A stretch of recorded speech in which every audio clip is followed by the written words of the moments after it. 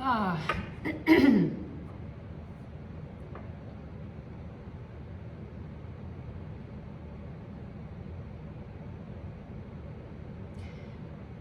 I have a new work in the program.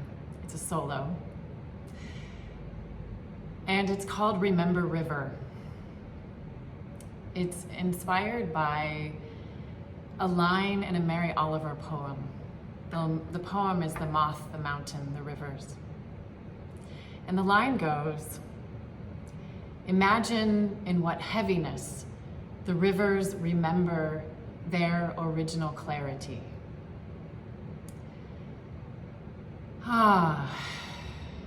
So this kind of work is some of the most important work that drives me. To borrow words from one of my favorite thinkers, Dr. Bayo Akomolafe, that we must return to a body, not a body of the Euro-American Enlightenment, but a body that is always dancing, performatively entangled with the world around us. I'm looking out the window here at this beautiful studio, at the trees and the sky, and thinking about river. Imagine in what heaviness the rivers remember their original clarity. I've done a lot of work around rivers. I have been working in activism regarding the Snake River dams and the removal of the lower 4 dams that would have an enormous renewing impact if they were removed on our wild salmon, and therefore also on the orca who consume them at the mouth of the Columbia River. I've also done work on our Duwamish River. This is Duwamish land that we are on.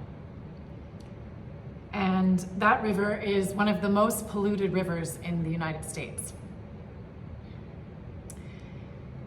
And I firmly stand in the belief that in order to make any kind of lasting, transformational, evolutionary change in this time where we're facing so many crises in climate, in the environment, because of the degradations that humans have enacted, particularly in the last couple of 100 years.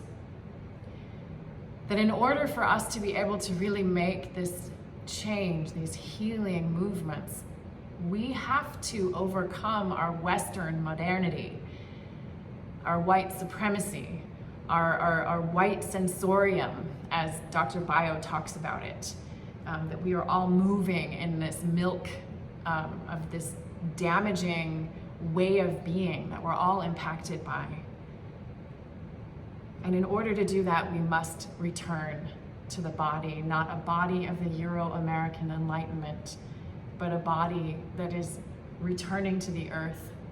We came from the earth, always dancing, performatively entangled with the world around us. And so when I work on this dance, Remember River, and when I present it, my hope is that it is an act of transformation.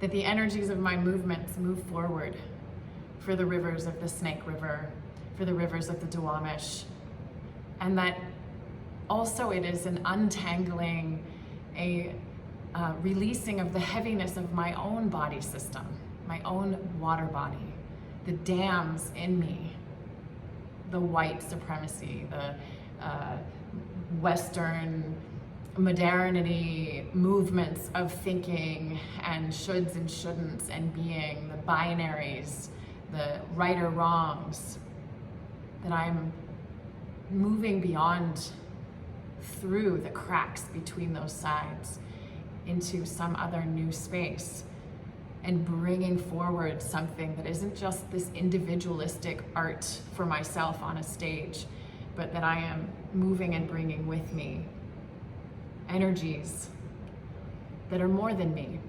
And I hope to be bringing along some bodies in the audiences with me, that they also will feel that remembering river inside their own bodies and begin to make movements of freeing themselves from the things that I have mentioned and begin to move. And maybe some will be inspired to even go and visit the Duwamish and move along the Duwamish, for example. Remembering and imagining in what heaviness the rivers remember their original clarity. We can move for that clarity. That's why this work is important.